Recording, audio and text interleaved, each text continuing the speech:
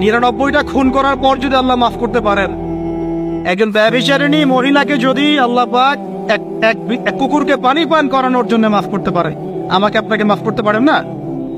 অবশ্যই পারেন। তবে চেষ্টাটা আল্লাহ পাক দেখবেন। আল্লাহ পাক আমাদেরকে চেষ্টা করার তৌফিক দান করুন।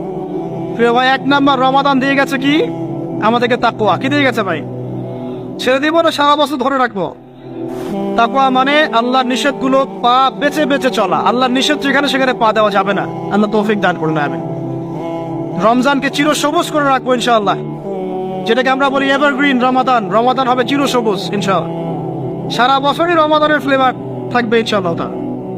তখনই হবে জীবনটা কিসের মতো? হ্যাঁ, জান্নাতি মানুষের মতো ইনশাআল্লাহ। তখনই হবে জীবনটা জান্নাতি মানুষের মতো। 1 নাম্বার। 2, রমাদান দিয়ে গেছে প্রিয় ভাই আমাদেরকে আল্লাহর জন্য ত্যাগের শিক্ষা। 2 নাম্বার।